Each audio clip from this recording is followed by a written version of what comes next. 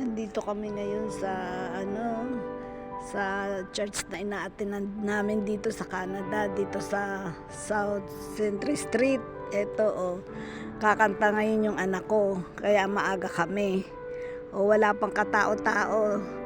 Dalawa pa lang sila, yung isang dumating na Canadian at saka yung anak ko, nag-aayos sila ng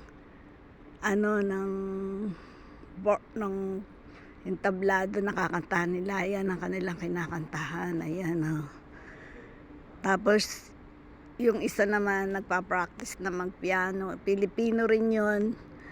Tatlo pa lang sila kasi maaga pa. Ngayon pa lang 6:30. Ayan ang kanilang wala pang katao-tao. Ayan ang kabuuan ng kanilang church. Ang laki diba? Ang laki-laki niya. Ang laki ng church. Ayan ang mga gamit nila sa ang laki ng kanilang church. Parang pang itaas siya, no? Doon sa itaas. Wala pang tao ngayon kundi kaming tatlo.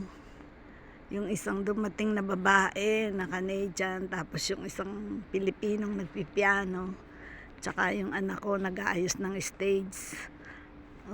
Mamaya pa kasi ang start niyan, 8:00.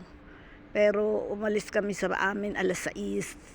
Ang aga pala namin, kami ang nagbukas ng church. Ayan sige, nakita niyo yung church namin.